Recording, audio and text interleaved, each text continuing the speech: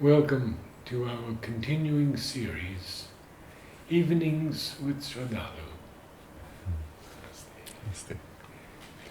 The last time we discussed the world situation, and you said that you didn't have very comforting news for us. So please continue on with that, and then I want to ask you about a twofold question. Whether you have met any sun-eyed children of a marvelous dawn from 8 years and younger, or in their teens and older.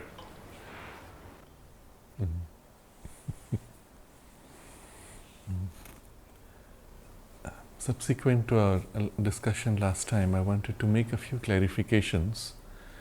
One thing which I had mentioned was that I have not seen any place in the world where this kind of a spiritual turn to the future, to a constructive spirituality that transforms life, exists anywhere in the world, except where there is some connection with Sri Aurobindo and the Mother. And it can be misunderstood, because what I want to explain is there are many spiritual centers. There are many communities, monastics, semi-ascetic, outright ascetic, mixed, which are doing excellent work, which have created spaces of a spiritual concentration, and which inspire people in the millions, even as there are many other centers which are meant to confuse and distract from true spirituality. But my point was, none of them has this affirmative spirituality that aims to transform life.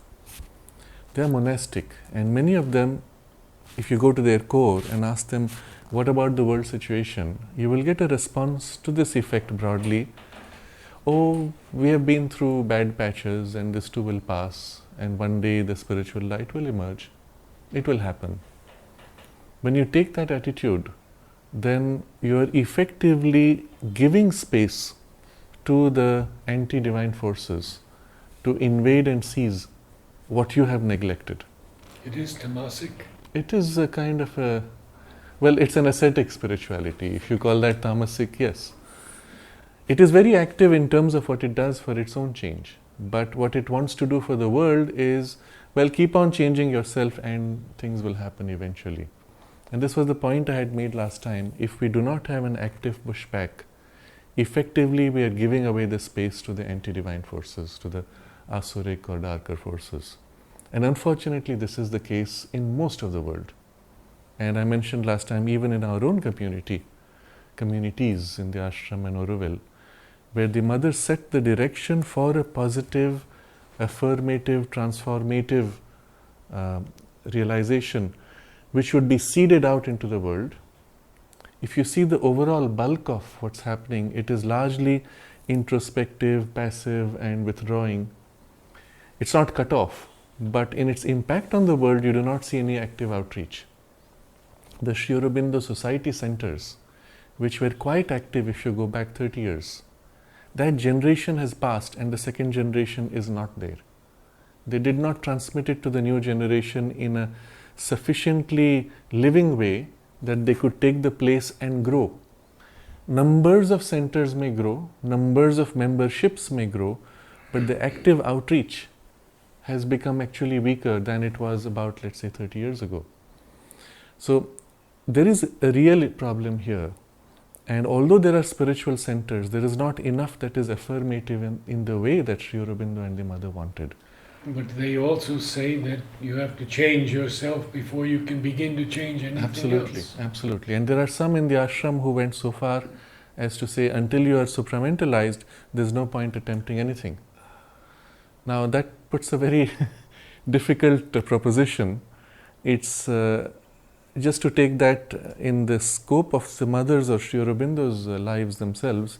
They should not have started the ashram until they had transformed themselves. Physically, it wouldn't make sense. The point is, Sri Aurobindo already began impacting humanity, not only from an inner level, but externally, even before he had reached what for him was the Siddhi.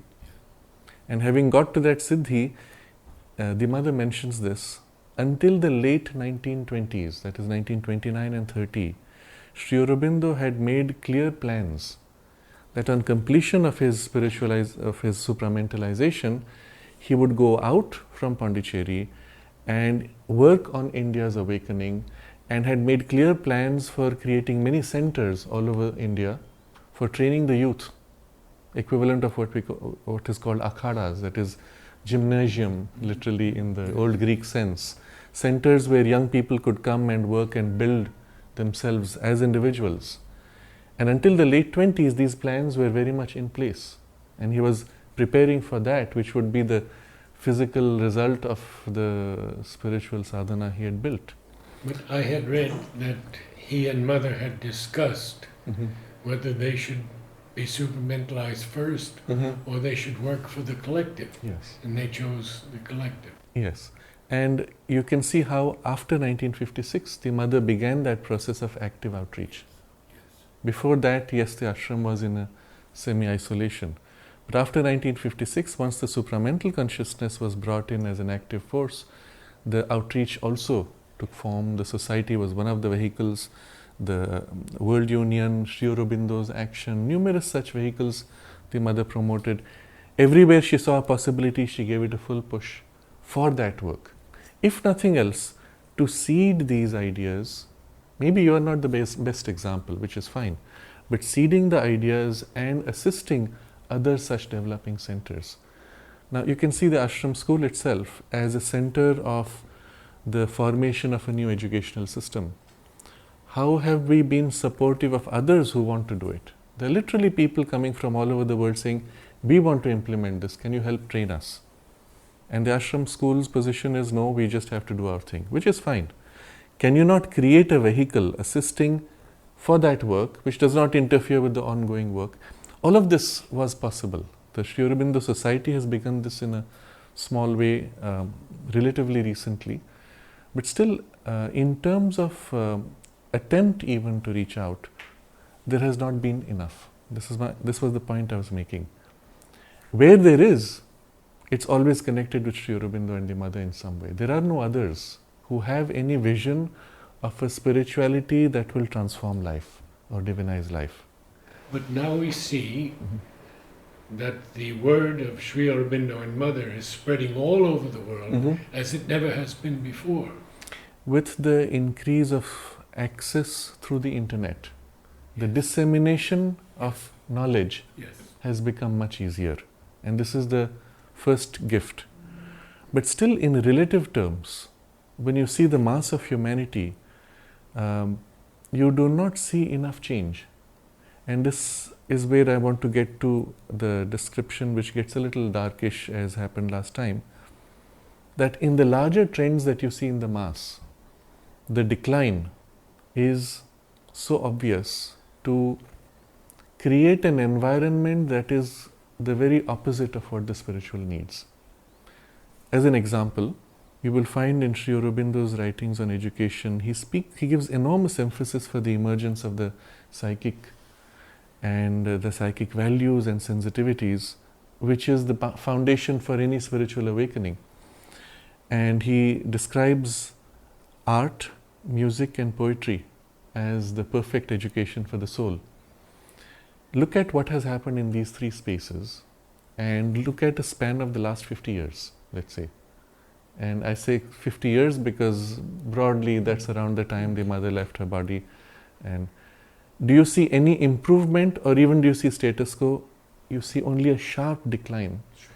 And the trend of the decline is getting to greater coarseness, greater insensitivity, greater darkness. And this is what we need to be conscious about. I'm very aware that in saying this, it disturbs people, because it's nice for us, feels convenient to pick areas of change, positive, and say, oh, look, it's happening. But we have to see the full picture and recognize that the change which is happening is in small patches and very small compared to the larger.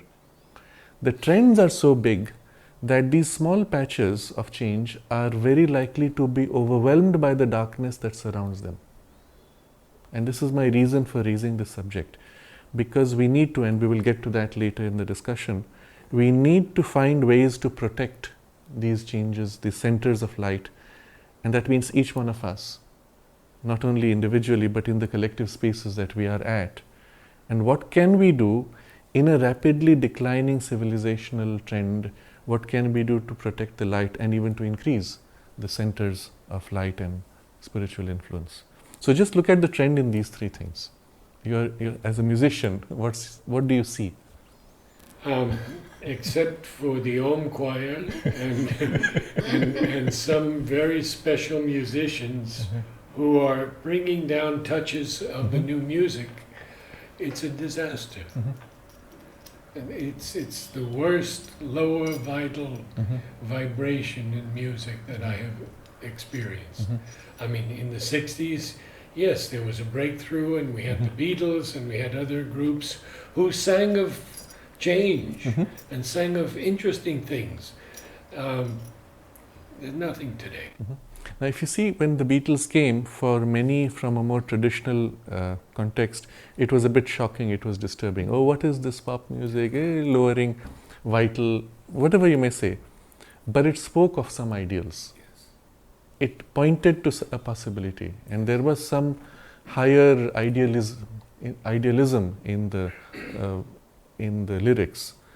What you see afterwards is, even in the lyrics, not only a loss of idealism, but a deliberate perversion in the lyrics. Correct. The lyrics today speak of hate, of conflict, of suffering, of wanting to die, of killing, of destroying, of wanting the whole world to end. So dark that children listening to them may be attracted to a particular crude lilt of music, if I may. I can't even use the word lilt, but some exciting content of the beats or the music. But if the words seeping in are so dark that it's almost as if you could say there's a programming to infect their minds. The same with video games. Exactly. I mean, it's all darkness and war, destruction. And again, when the start of the video games, we had lots of games which were actually positive adventure games. You could enter fantasy lands, fairy tales. But now it's as if everything has been darkened. Take movies which were inspiring. Let's say Superman, Batman, Spider-Man. Well, even for the more conventional people, those were crude, but what they offered was some kind of heroism. I don't know if you're aware, the mother used to read with avid interest the comics called Phantom, and that used to appear in the Illustrated Weekly, and every week she would want to see the comic strip, and apparently she commented to Panditji that he's a truly good man. He's the only selfless man in the world. So what was Superman or Batman or Spider-Man doing? Selflessly protecting others. Now look what's happened. In the last 10 years, they made a remakes of all of these. Batman Begins or Superman Origins or something. They've all been darkened, they've all been made crude, coarse, and somehow selfishly ugly. That heroism that you saw it's as if by replacing those movies by the new starts of those stories with a darkened way, you want to erase that past, and the new children now will only grow with these negative images. Where is the selflessness or heroism or courage or beauty or anything uplifting in? So, with a few exceptional movies, you have to see the broad trend. Yeah, you're right. And this is what I'm scaring you up with. And I want you to be scared because you have to face this fact. So this is, let's say, music. Most of the music groups which are out there, which have become popular, which have been pushed to the top of the charts. Remember the reference for young people, what's the current hit, what's the current top of the charts. All of them you will find involved in some kind of what they call satanic worship. Literally. They follow some satanic rituals. They have images or symbols of those satanic beliefs brought into their music videos as promotionals for their music. And you see the biggest event in the US in the media is the Super Bowl. Okay, when the Super Bowl takes place, on the break of the Super Bowl is the most expensive slot for advertising, and you have there some kind of a satanic ritual dance. Go back the last 10 years, every time Super Bowl breaks is a satanic ritual dance. Look up on the internet, on YouTube, look up this opening of the longest tunnel in Switzerland. Okay, it was an event which was attended by the heads of state of Switzerland, France, Germany, and a few other European heads of state, all sitting there. And what you see is a macabre demonstration of zombies walking up, dancing, crude, coarse, ugly, obvious satanic symbols. Then Satan himself appears, leads them to destruction of the world. And the whole symbolism is the collapse of civilization and end of time. The clock starts spinning backwards. Everything which you would associate with black magic or dark arts is there represented in the most garish and crude manner and presented as the ideal for the young people. And almost everything you hear has a very dark beat and very loud beat, which is disturbing to the mind-numbing and desensitizing. Now the children who have listened to that even for a short time, they come out and then you play for them something which is sensitive or beautiful or uplifting. What's that? Boring. Move on to the next exciting. So they've been already so dulled that by the time they've hit teenage, the damage is done. Another thing is the volume of this new music. It is so loud. And now if you're hitting the young people with this kind, look at what you're hitting the adults with when you go to any public space of a hotel where they're playing background music. Can you tell us about that? Your favorite pet grouse, music. Yes, I have a lot of problem with music because you get in an elevator and you're subjected to it. You can't get away from it. You can't get away from it in the hotel. Almost any place you go, there's music. It's unbelievable. And it's maybe not the darkest, but it's a low common denominator. Lowest common denominator. Lowest. Designed to be as neutral as possible. Meaning what? What is a music which is completely neutral? So if your consciousness is a little on the positive, optimistic side, to bring you to neutrality is to make you insensitive, half sleepy, half hypnotized, and a zombie machine. Intended. It's true. Character of music is this monotony and meaninglessness. And now if you're listening to it and it seeps into your mind and consciousness to that degree, now you look at life and life feels monotonous and meaningless. And it's a repetitiveness also. Yes. They have a term, the hook, and there's always a hook that catches the consciousness. And that hook is what people remember and sing over and over and over again. Exactly. Yeah. Yeah. And strangely enough, in the hook will be some negative seed idea, which will then go on as a mantra. Now contrast this with the earlier education where you taught children beautiful songs or mantras which were inspiring, elevating, which stayed with you for life, often defined and inspired you for life. And this is what is being done. Can you believe that this is happening all over the world by chance? Not at all. It's being pushed upon you. There's an agenda to desensitize, to drive people into this darkness. And it's so powerful, it's able to reach out through every culture. Now, India, for example, had a huge resistance for a long time to this kind of an assault. And I remember in the early 1990s, 92, 93, there was this whole operation that the US Congress had begun, what they call Super 301, which was described as a lever, a crowbar, to crack open the Indian economy to international influence. Now, it was designed to crack open. And what was the idea of cracking open? You let in a little bit once, and then you have your agents inside the system who will do the rest. What was it? economically to make India dependent to international finances, in the media to tie it into international influences and ownership. Today, all of Indian media is majority owned by agencies outside India, and so they can influence everything that happens. And the third was to invade culturally. Now, with cinema, starting with cinema and music, and hit at the children first and build from there a whole new generation, which is lost, so to say, which is desensitized, disconnected from the soul. Where it has not succeeded is when you have parents who are conscious and protective of the children. Now, when you interact with parents today, the biggest issue you face, how do I protect my children from the media and from these negative influences? Barely 2 weeks ago, I was with some friends in Delhi. Their son, now 14, 15, was going for a send-off party because they had just finished the term, the older students were going away.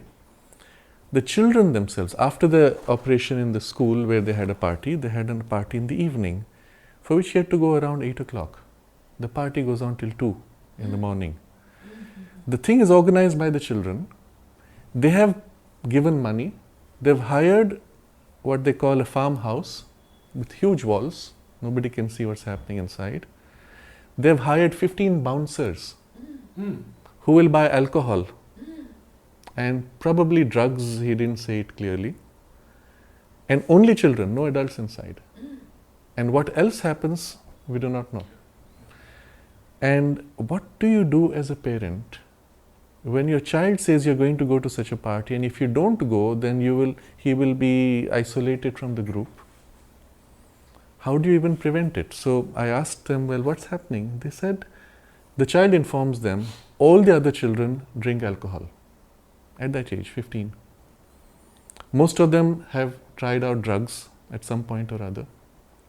Some of them are into it regularly. And the parents give up fighting because they say, we would rather our children tell us the truth than do it behind our back. So many of the parents have told the children, okay, it's all right if you drink alcohol in front of me, but do not drink outside the house. Now what that has led to is every party that they have, where on their birthday they invite other children, they have alcohol in the house by the parents served to all the kids. And then you complain to the teachers that you're not giving a good education or you're not giving good values in the school. Do you see where this is going? You could not have imagined that humanity would come to this stage, and I'm speaking of India, Delhi, in cultured families. Okay? You could not have imagined this barely 10 years ago. But it's been pushed down literally by an inexorable force, you may say, the system. But behind the system is a force driving the system.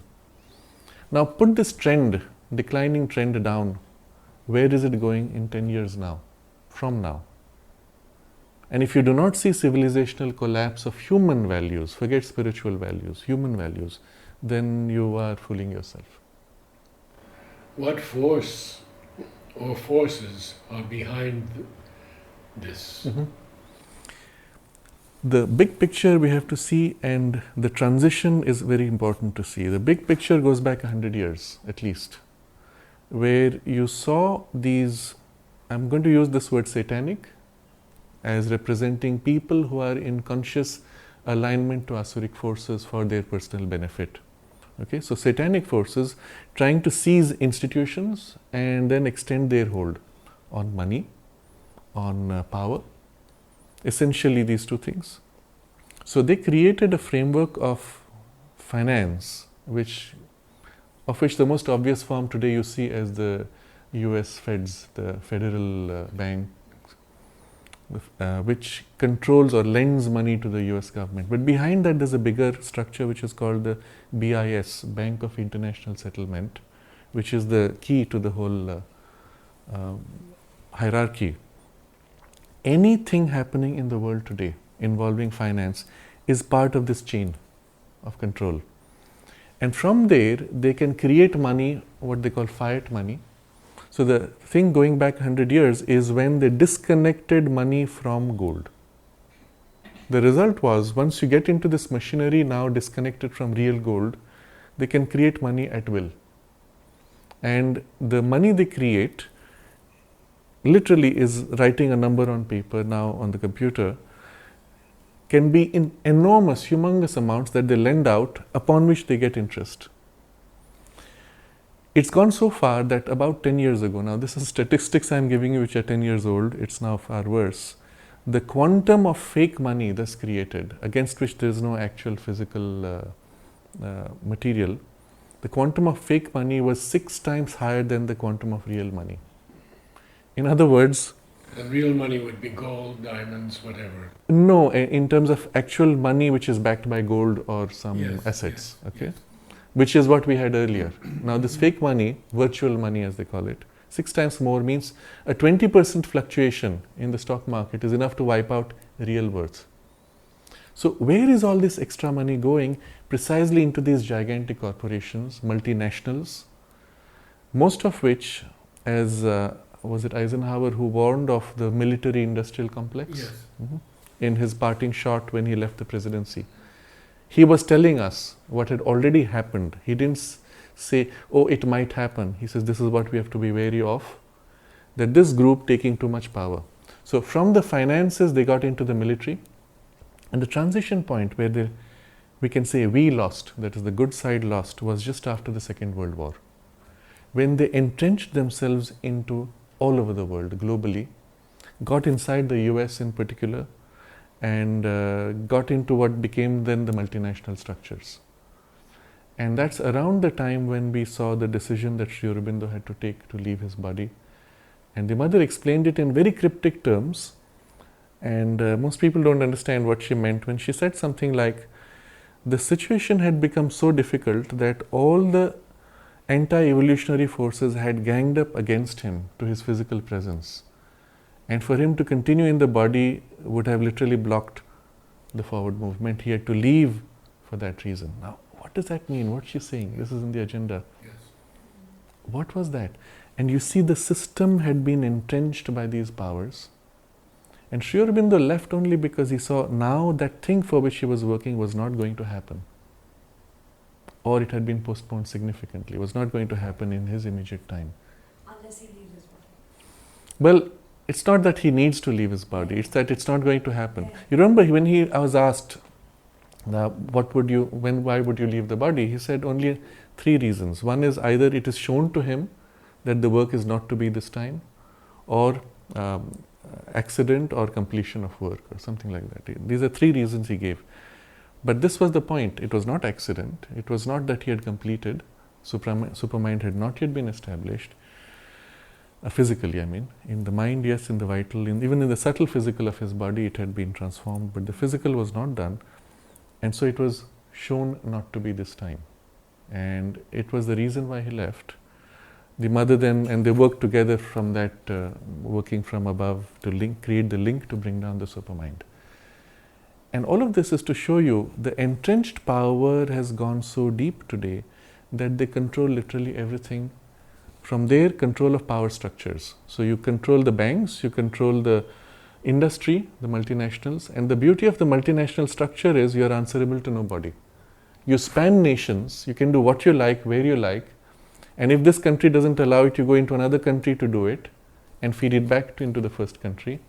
Like Apple, although everybody thinks of Apple as a US-based company, when you buy an Apple phone, it will say designed in California, that's all, manufactured in China. Where are the headquarters of Apple? In Ireland. Because in Ireland, they don't have to pay taxes if they are not the bulk of their profits are not being produced there. Some technicality about where the headquarters is located and where the profits are. So what the US was lacking, they got in Ireland. What Ireland was lacking, they got in the US. And what neither had, they got in China. And so somehow you are bypassing all the systems, whereas the common man is stuck within the systems and the rules which are created to control the common man. Now look what's happening since that time, after the Second World War. Till then you had the conventional idea of a family. The father went for work, mother looked after children, education was reasonably affordable, you could go all the way through and get a job and have a stable life. From that point on, gradually there's a squeeze on the money until you cannot even live unless both parents are working. They brought it to that point. Suddenly now the children are sitting at home alone while both parents are working. Meanwhile, the nuclear family was promoted as an ideal, so grandparents were not there.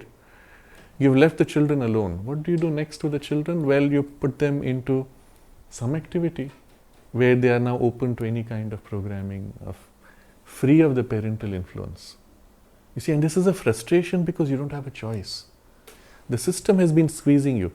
And where earlier two people working gave you a comfortable life, today it's reached a point where two people working barely gives you just enough to survive.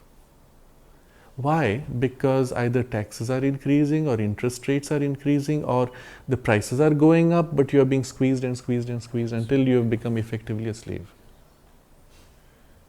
You mentioned last time a cabal. Are these international figures? Yes.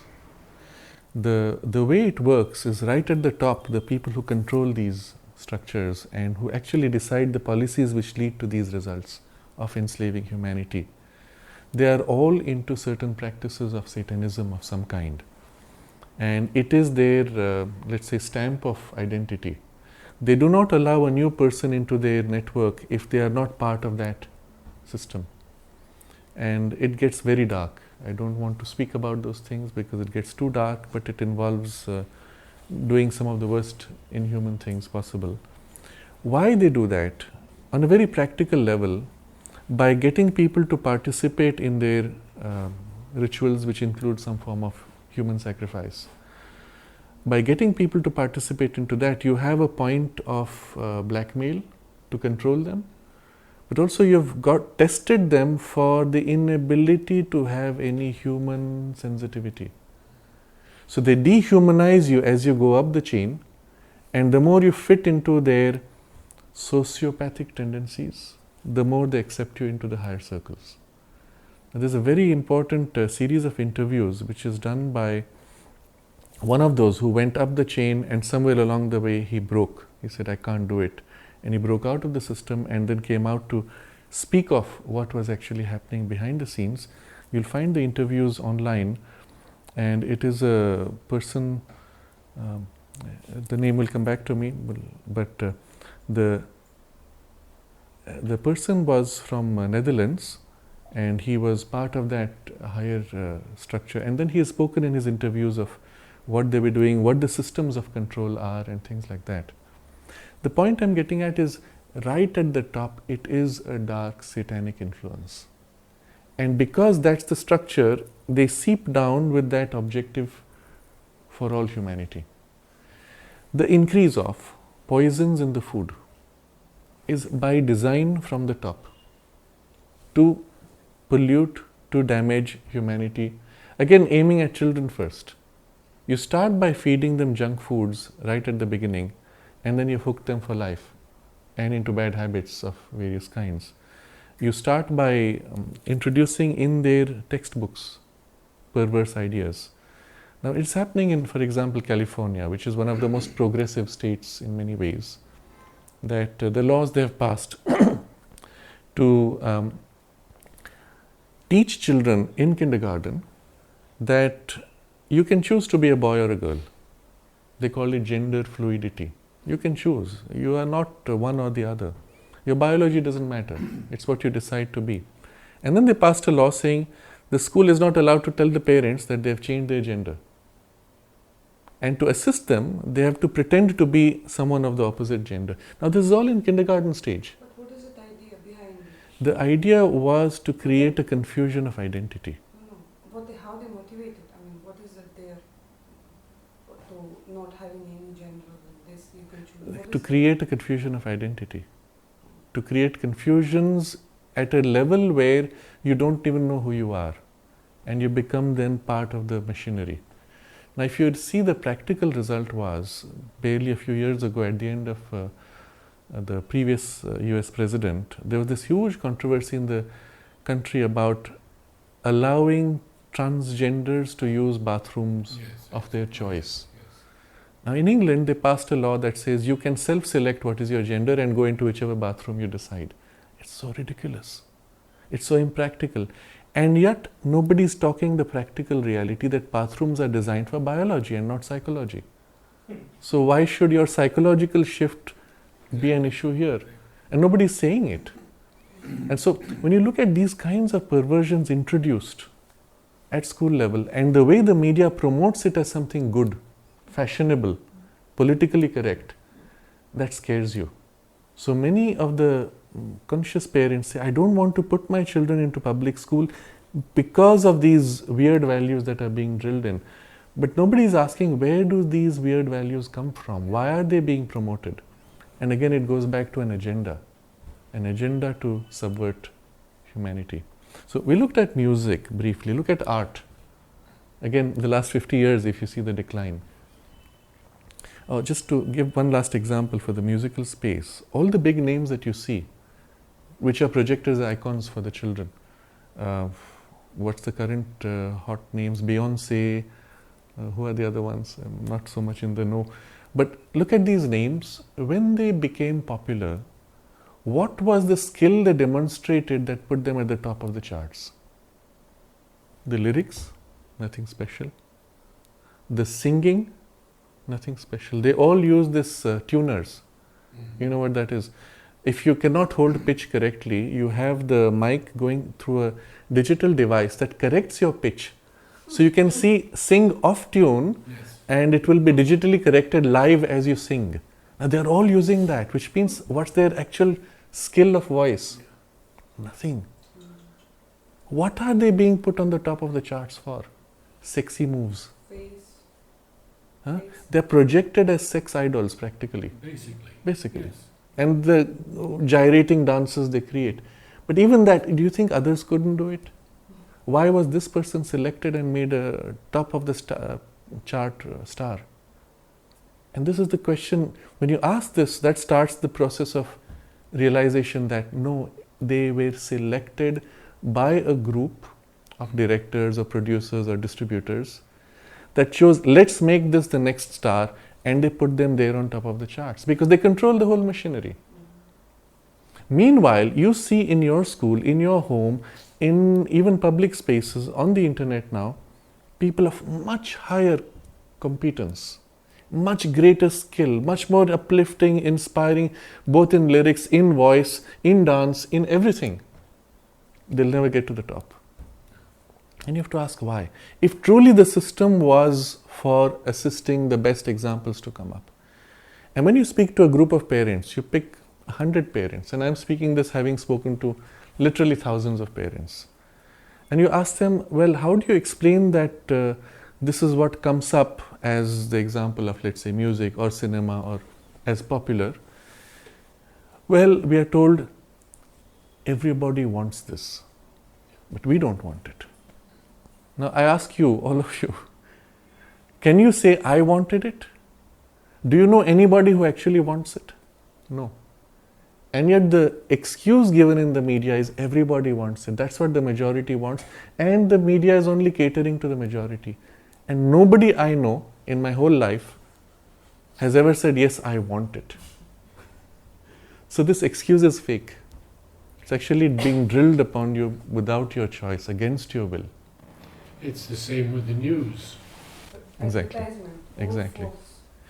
Everybody I know who watches the news says things like, it's sickening, it is so dark, it is... But, so I say, why is it being put out there? I ask people in the industry, in the news industry, I have friends who are inside the system, oh, but that's what sells. Is it true? If you had a choice, wouldn't you watch something more elevating and beautiful? Everybody says yes, but we don't have a choice. And the practical evidence for this is, what do you do when you're watching TV? You keep flipping channels looking for something you want to watch which will be worthwhile, and you don't find it. Most people, other than one or two exceptional programs or a few exceptional channels, but they don't give you current news, they don't tell you what's really happening in the world. And so there's very clearly a dumbing down which is being imposed on the people. And you have no power because they control the full system. It's all been entrenched in their power structures. I mentioned last time the Mockingbird, Project Mockingbird of the CIA to control the public narratives of media, which in the 1991 had reached more than 80-90% across. Now it's complete, the hold is complete. So music, art, we look at, again the similar decline. We need not go into details, but just look at the fact that the biggest artists today who are promoted with the biggest sales of their, I don't want to call art, their paintings or drawings, going for millions of dollars, are beaten by my local kindergarten child's skill, in most cases. Isn't it? Your children have far better skill of art than what you see being sold up there for very high prices. Why is that? But it's the darker things that they probably... The themes are all dark. All dark. Only the Halloween parties in the UK, terrible. I would always keep myself away, and they would just eulogize and glorify it. It's a terrible force even in the UK. Yes, yes. And it's being brought into India. This Halloween party, which in the US was popularized. Again, it was not the norm. Was it so in your childhood? No, it was much milder. It began with All Saints' Day. That was the meaning behind Halloween. And we would go out to different families and they would give little treats. It was fun. It was fun. Light fun. What is Halloween? It's a... Can you explain what it is? Halloween is a festival of All Souls' Eve. And it's sort of celebrated by the children going to different houses and the people give candy and things like that. And now it has become... But there's the idea of people who are dead being remembered or coming back? Is that the idea? I don't know. So now the interesting thing is, so nobody I ask can actually say what it represents. No more. For that you have to read up some text, but what you read and what's being done is totally unconnected. Yes. Like this. Yes. We're having fun, that's all. Yeah. And you go around trick or treat. Not But just that, the now- dress they wear Yeah, that's it. is ugly, Terrible. gaulish, somehow representing the black magic, dead people, witches. Yeah. The more ugly, the more successful you are. Yes, exactly. That's the strange thing. Yeah, that said, and all of these Yes, things, yes, yes. Yes.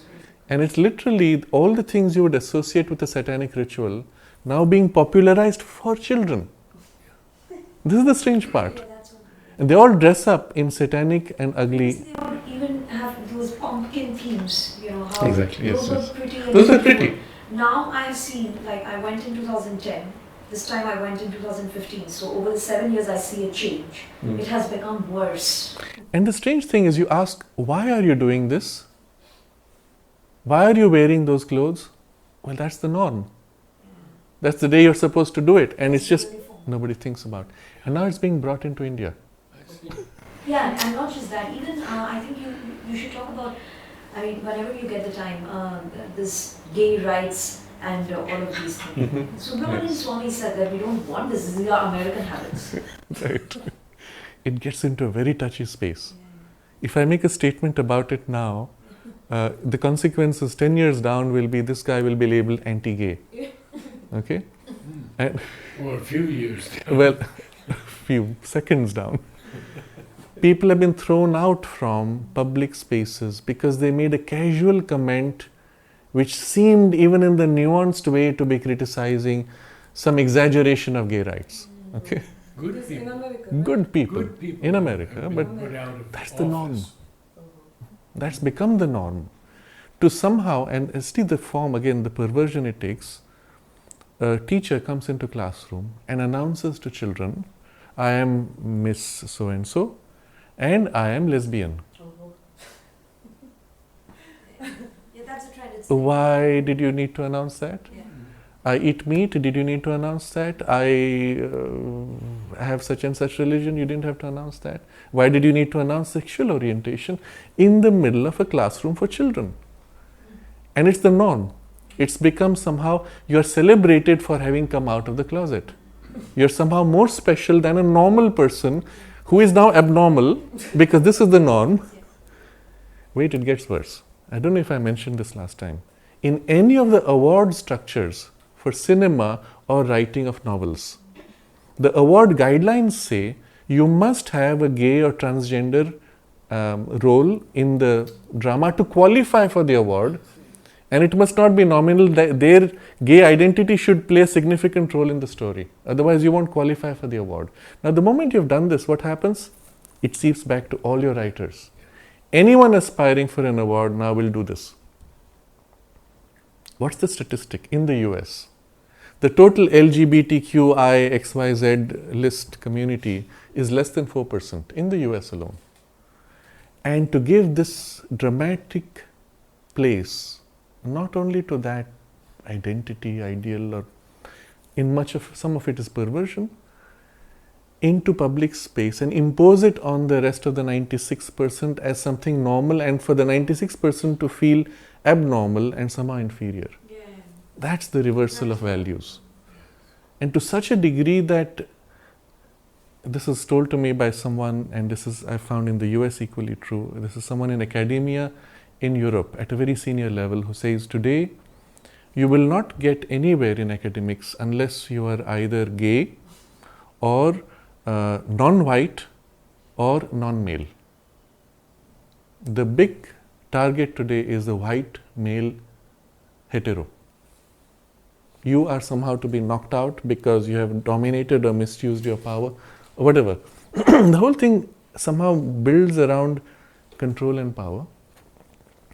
Huge number of studies. Every time I meet somebody who is in the social studies college level, I ask them, what are you doing? And it goes into gender studies or rights of deprived communities. And you have to actually look for a deprived community and split society into slots of deprivation and promote them, their rights. And suddenly what do you notice? You have large numbers of NGOs pushing for rights of XYZ sub-communities which never saw themselves as separate. For the centuries of deprivation and denial of your rights, fight for them. And suddenly you find 10 different subgroups now fighting each other for rights.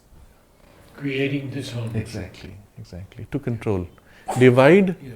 in order to control and have everybody fighting. And this is the strange part. The identity has been split up at such an early age. Why? Because then you can control people more easily. And it's part of that larger agenda. I know what I'm saying will be a little disturbing, but in saying it, the first step is accomplished, you're conscious of it, you'll start noticing it. If you don't notice it, you will not know why things are going wrong, you'll be helpless. When you notice and can identify the elements of the distortion, you can not only identify but now insulate yourself, which is the whole goal of this discussion. To be able to protect ourselves. But Sraddhalu, just one thing. Yeah. Of course, this is a conscious agenda. But don't you think, in a very unconscious manner, there is a manifestation in the US, in America particularly, the school shootings, the kids are involved in, and they cannot control it anymore. Innumerable instances that have come up over the last 1 decade, you can see that US school shootings. So how are they are not able to control it? Yes. It's interesting that you raise this. I will briefly touch upon it. Unfortunately, it will not do justice to the whole question. But the US statistic going back about 5 or 6 years was that every 4th school had at least one gun-related incident of a child bringing a gun to a school or having a shooting or whatever. But what is interesting to see is all the children who picked up guns and shot, or went to school to shoot others, all of them you can trace back to a disturbed psychiatric condition, often associated with listening to these kinds of perverse music or playing some of these perverse games of shoot up. Most of them were in some kind of therapy and had almost been driven to that condition by the current social context or the things we've been discussing, which are pushing down or spoiling perverting the youth. None of them came from a normal person who was frustrated. They were all in a psychiatric condition already. This is important to recognize. So now, if you look at New York, more than 50% of the children in elite schools are on certain drugs which are intended to reduce your excitability or hyperactivity or whatever it is. And now those drugs, because the information is available on the internet, in India we find children accessing those drugs as a way of improving performance in school. And these are psychiatric drugs. They have on some level the effect of calming you, but on another level there are other effects which are extremely harmful. One of the side effects is to dull your emotions. You lose sensitivity, you become more distanced from empathy and things like that. And if this is being given in larger and larger numbers, what are you recognizing? Society has been driven to sickness.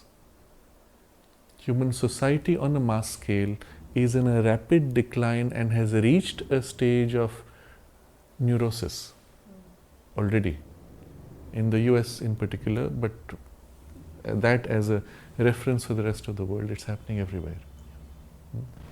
Let us continue Okay. this in our next session. Yes. Thank you.